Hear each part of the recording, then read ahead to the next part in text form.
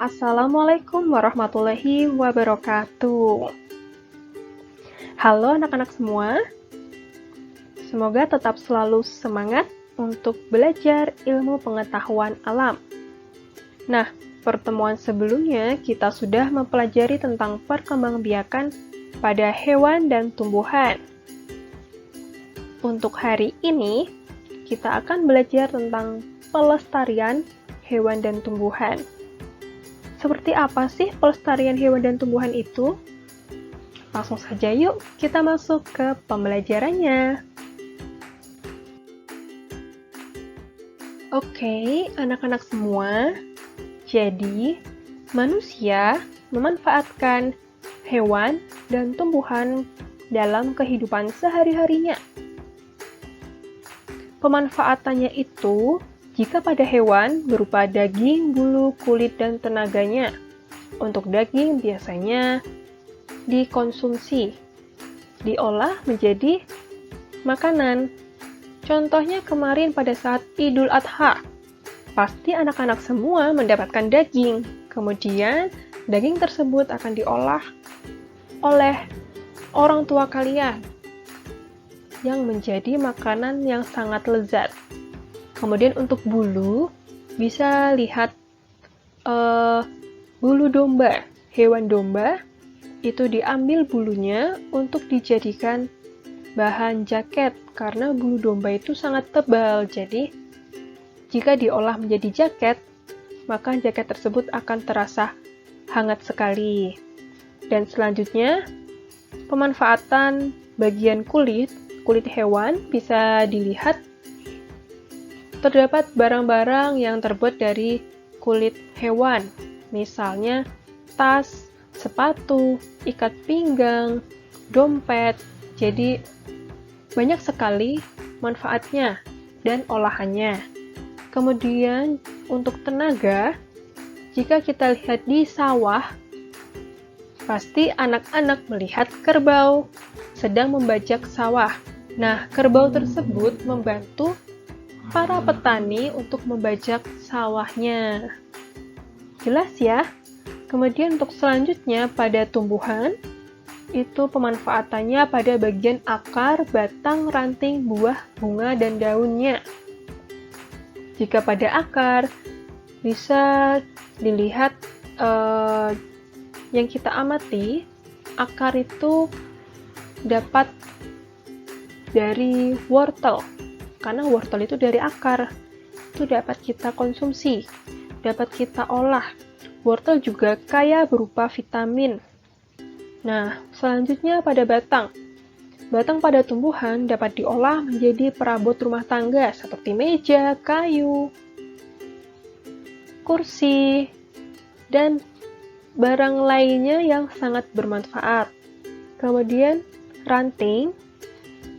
Ranting merupakan kayu yang kecil-kecil.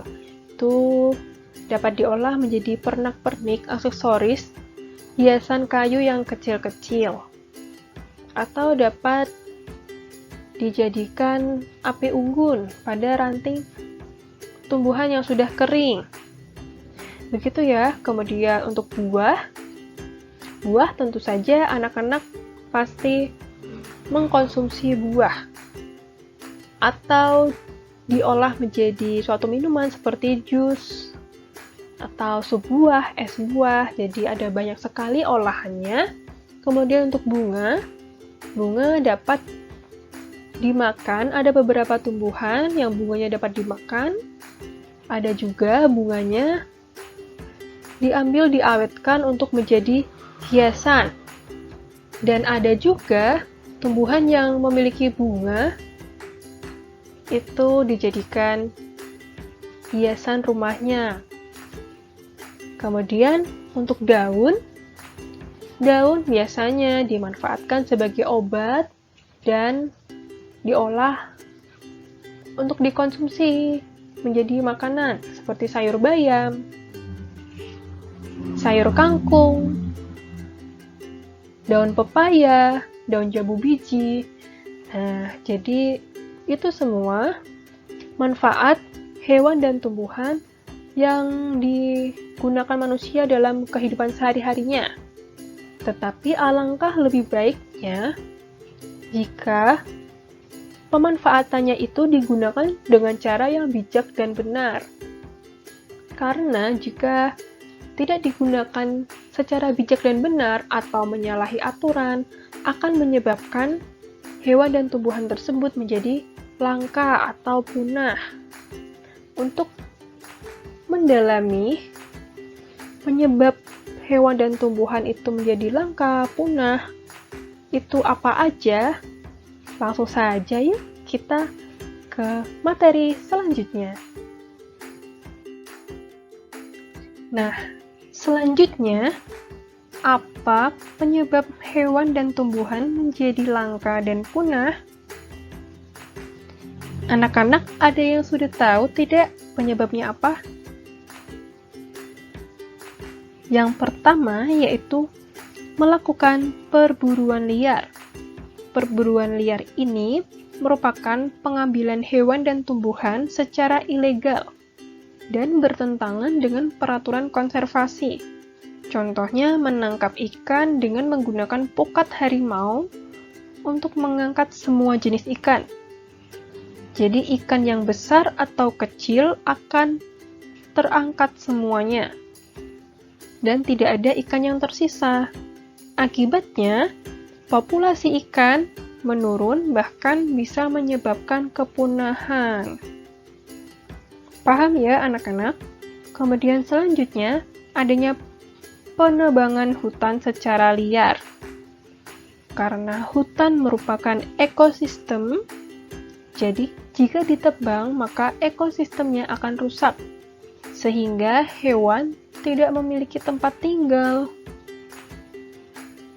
Begitu ya. Selanjutnya ada pembangunan penginapan atau villa-villa di daerah pegunungan yang bisa mengurangi populasi hewan dan tumbuhan. Selanjutnya adanya sistem pertanian yang berpindah-pindah. Ada lagi pembakaran hutan. Dan yang terakhir adanya siklus perkembangbiakan hewan dan tumbuhan yang lama.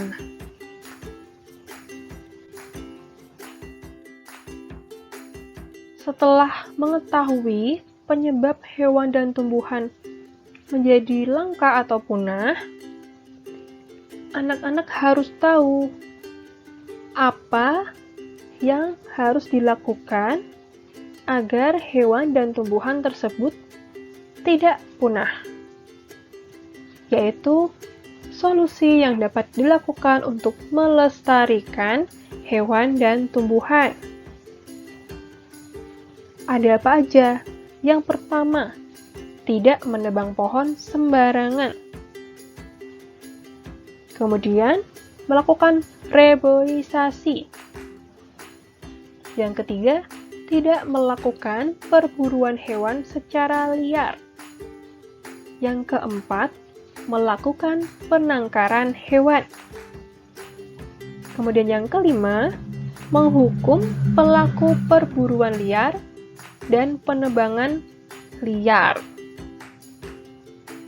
Nah, ini semua merupakan tindakan pelestarian hewan yang dapat dilakukan oleh masyarakat umum. Pelestarian hewan juga dapat dilakukan oleh pemerintah. Nah, upaya yang dilakukan pemerintah itu ada apa aja sih? Berikut penjelasannya.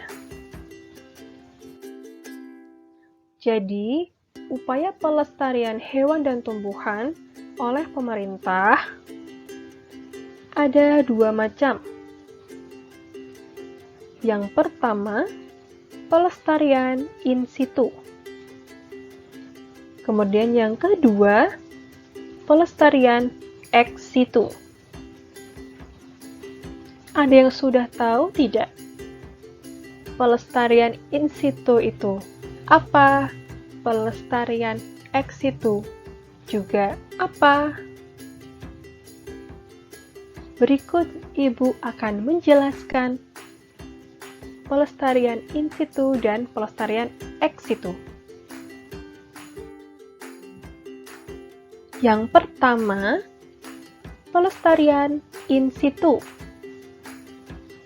Jadi, pelestarian in situ ini pelestarian yang dilakukan di habitat atau tempat tinggal asli hewan tumbuhan tersebut berada.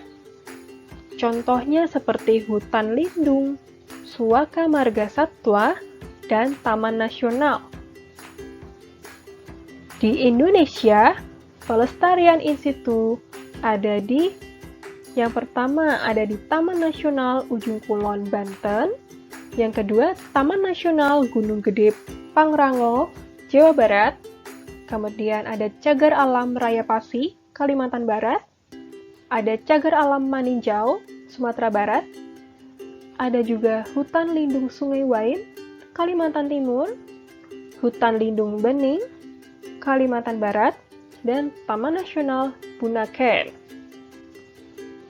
Itu tadi tempat pelestarian in situ di Indonesia. Kemudian selanjutnya, yang kedua, pelestarian ex situ. Pelestarian ex situ merupakan pelestarian yang dilakukan di luar habitat atau tempat tinggal asli hewan tumbuhan tersebut. Contohnya seperti upaya rehabilitasi, pembiakan, dan penangkaran hewan.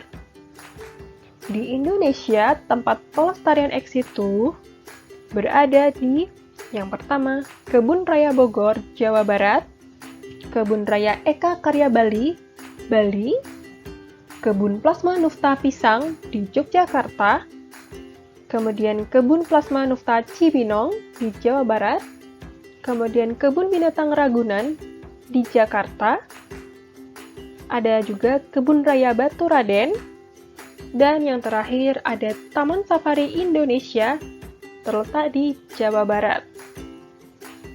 Nah, anak-anakku semua sudah paham perbedaan dari pelestarian ex situ dan in situ? Oke, baik, sudah pintar semua.